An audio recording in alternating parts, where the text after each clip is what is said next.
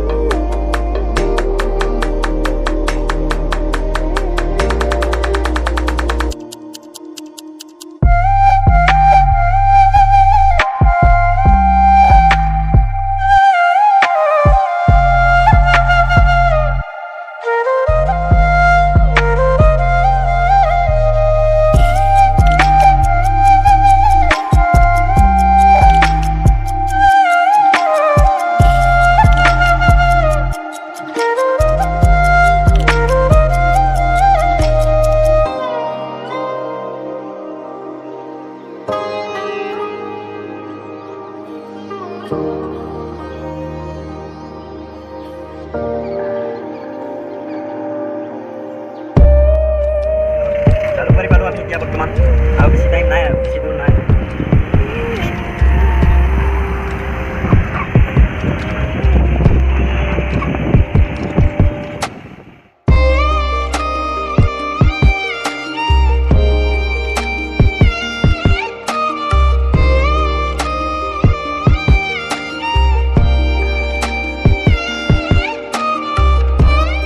আৰু আহি আমি একদম ট্ৰাফিক জামত ফাঁচি গ'লোঁ। 1 ঘণ্টা ট্ৰাফিক জামতে আছোঁ, লৰচৰে কৰিব পৰা নাই। আৰু গাড়ী চাইড কৰি বৰ্তমান খোজকাঢ়ি গৈ আছোঁ।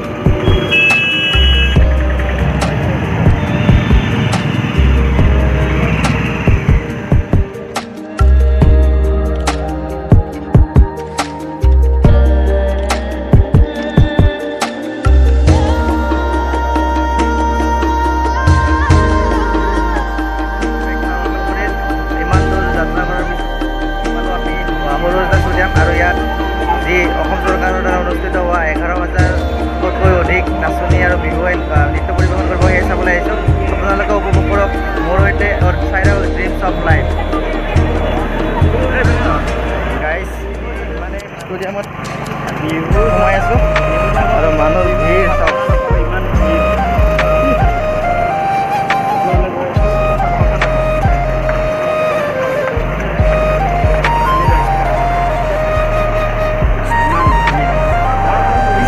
ইমান ডাঙৰ ষ্টেডিয়ামত কেতিয়াও আহি পোৱা নাই, আৰু আজি প্ৰথম। 4খন গেট পাৰ হৈ আহি 5 নম্বৰ গেট।